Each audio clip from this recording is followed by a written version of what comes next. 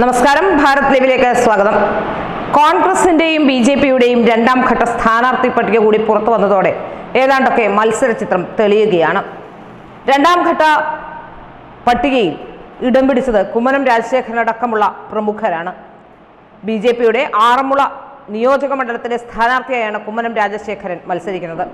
കുമ്മനം രാജശേഖരനോട് മത്സരിക്കുമ്പോൾ പ്രതീക്ഷകൾ ഏറെയാണ്. കുമ്മനത്തെ സംബന്ധിച്ച് നോക്കുകയാണെങ്കിൽ കുമ്മനത്തിന് വലിയ പ്രാധാന്യമുള്ള, അല്ലെങ്കിൽ കുമ്മനത്തിന് ഏറ്റവും അധികം പ്രവർത്തകരുള്ള, കുമ്മനത്തിന് ഏറ്റവും അധികം അടുപ്പക്കാരുള്ള മണ്ഡലം കൂടിയാണ് ആറന്മുള. ശബരിമല സമരത്തിലൂടെയും നേരത്തെ തന്നെ നിലയ്ക്കൽ പ്രക്ഷോഭത്തിലൂടെയും ഒക്കെ പത്തനംതിട്ട ജില്ലയിൽ തന്നെ ഏറ്റവും കൂടുതൽ അറിയപ്പെടുന്ന ഒരാളായി കുമ്മനം രാജശേഖരൻ മാറിയിട്ടുണ്ട്.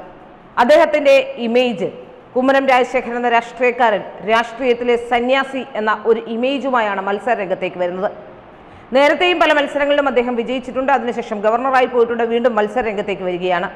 ഇതിനിടെ ചില പ്രശ്നങ്ങൾ ഉണ്ടാക്കാൻ മാധ്യമങ്ങളൊക്കെ ശ്രമിച്ചെങ്കിലും ആ കാര്യങ്ങളൊന്നും വിലപ്പോയില്ല. എം.ടി. രമേശും ശ്രീധരൻപിള്ളയും അടക്കമുള്ളവർ മത്സര രംഗത്തേക്കില്ല, അവർക്ക് സീറ്റില്ല എന്ന തരത്തിലുള്ള ആക്ഷേപമാണ് ഉയർന്നത്. എം.ടി. രമേശ് തൃശ്ശൂർ അല്ലെങ്കിൽ മറ്റൊരിടത്തേക്കും മത്സരിക്കാനില്ല എന്ന് നേരത്തെ തന്നെ പറഞ്ഞിരുന്നതാണ്. തൃശ്ശൂരിൽ പത്മജ ഇത്രയും വർഷമായി പാർട്ടിയിലെത്തിയിട്ട് പത്മജയ്ക്ക് ഒരവസരം നൽകുമ്പോൾ തീർച്ചയായും അതിനെ സ്വാഗതം ചെയ്യുകയും ചെയ്തിരുന്നു എം.ടി. രമേശ്. ശ്രീധരൻപിള്ള ഇപ്പോഴും ഗോവയിൽ നിന്ന് കേരളത്തിലേക്ക് വോട്ട് പോലും മാറ്റിയിട്ടില്ല, താൻ സീറ്റ് അവകാശപ്പെട്ടിട്ടില്ല എന്നാണ് ശ്രീധരൻപിള്ളയുടെയും വാദം.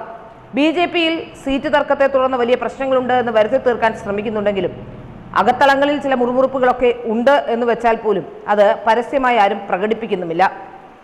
ബി.ജെ.പി വലിയ പ്രതീക്ഷകളോടെ തെരഞ്ഞെടുപ്പിനെ നേരിടാൻ ഒരുങ്ങുന്ന ഒരു തെരഞ്ഞെടുപ്പാണ് ഇത് എന്ന കാര്യത്തിലും സംശയമില്ല.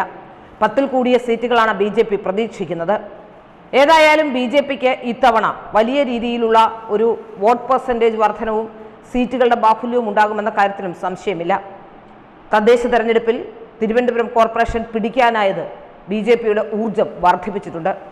തിരുവനന്തപുരത്ത് തന്നെ 4 or 5 സീറ്റുകളിൽ വിജയസാധ്യത കൽപ്പിക്കപ്പെടുന്ന സീറ്റുകളുണ്ട്. അതിലേറ്റവും പ്രധാനപ്പെട്ടത് നേമമാണ്.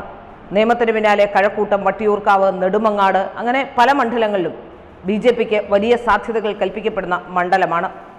കാട്ടാക്കട അടക്കമുള്ളയിടത്തെ തെരഞ്ഞെടുപ്പുമായി ബന്ധപ്പെട്ട് കോൺഗ്രസിനുണ്ടായ ആശയക്കുഴപ്പമൊക്കെ അത് തെരഞ്ഞെടുപ്പിൽ പ്രതിഫലിപ്പിക്കാൻ കഴിഞ്ഞാൽ തീർച്ചയായും കാട്ടാക്കട മണ്ഡലവും ബി.ജെ.പിക്ക് സാധ്യതയുള്ള മണ്ഡലം തന്നെയാണ്. ബി.ജെ.പിയിൽ വലിയ രീതിയിൽ ബി.ജെ.പിയുമായി ബന്ധപ്പെട്ട് നോക്കുകയാണെങ്കിൽ വരുന്ന കാലഘട്ടങ്ങളിൽ വലിയ രീതിയിൽ മാറ്റങ്ങൾ ഉണ്ടാകാൻ പോകുന്ന ഒരു രാഷ്ട്രീയ പാർട്ടി ബി.ജെ.പി ആണ് എന്ന് കേരളത്തിലേവർക്കും അറിയാം. കഴിഞ്ഞ 10 വർഷത്തെ നരേന്ദ്രമോദി സർക്കാരിൻ്റെ ഭരണം കാരണം കേരളത്തിലെ ബി.ജെ.പിയിലേക്ക് ജനങ്ങൾ ഒഴുകിയെത്തുകയാണ്. എല്ലാ നേതാക്കന്മാരും, ഇടത് വലത് മുന്നണികളിൽ നിന്നുള്ള നേതാക്കന്മാരെല്ലാം തന്നെ വരുന്നത് ബി.ജെ.പിയിലേക്ക് തന്നെയാണ്. അണികളുടെ കാര്യവും വ്യത്യസ്തമല്ല.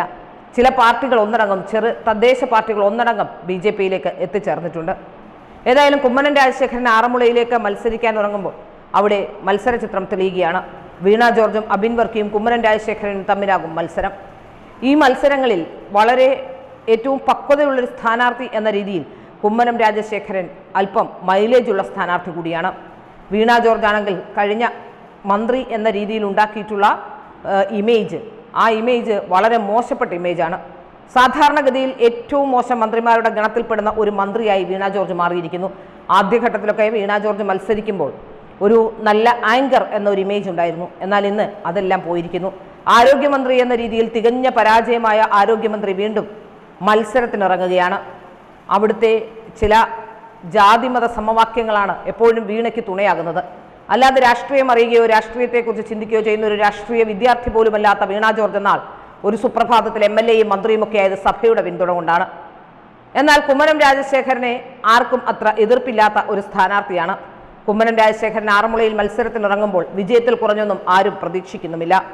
കുമ്മനം രാജശേഖരൻ എന്ന ബി.ജെ.പിയുടെ എക്കാലത്തെയും ഏറ്റവും ഇമേജുള്ള നേതാവ്, സന്യാസതുല്യമായ ജീവിതം നയിക്കുന്ന ആൾ, ഗവർണറായിരുന്നപ്പോൾ കിട്ടിയ പണമെല്ലാം 10,000 രൂപ ഒഴികെ ബാക്കി മുഴുവൻ അനാഥാലയങ്ങൾക്ക് വിതരണം ചെയ്ത വ്യക്തി. ഇങ്ങനെ രാഷ്ട്രീയത്തിൽ ഒരാളുണ്ടോ എന്ന് ചോദിച്ചാൽ തീർച്ചയായും അങ്ങനെ ഒരാളെ കാണാൻ കഴിയില്ല. അഴിമതിയുടെ കറപുരളാത്ത, ചെളി അല്പം പോലും തെറിക്കാത്ത ഒരു വ്യക്തിത്വം എന്ന രീതിയിൽ കുമ്മനം രാജശേഖരന് സാധ്യതകളേറെയാണ്. ശബരിമല ഉൾപ്പെടുന്ന, ശബരിമലയുടെ ഭാഗമായി തന്നെ നിൽക്കുന്ന ആറന്മുള, ആ പത്തനംതിട്ട ജില്ലയുടെ ഭാഗമായി നിൽക്കുന്ന ആറന്മുള നിയോജക മണ്ഡലത്തിൽ സാധ്യതകളുമായി കുമ്മനം രാജശേഖരൻ വരുമ്പോൾ അത് വിജയത്തിൽ കുറഞ്ഞ് ഒന്നും തന്നെ ഉണ്ടാകില്ല എന്ന ശുഭപ്രതീക്ഷയിൽ അവിടെ പ്രവർത്തനം ആരംഭിക്കുന്നു എന്നാണ് മനസ്സിലാക്കാൻ സാധിക്കുന്നത്.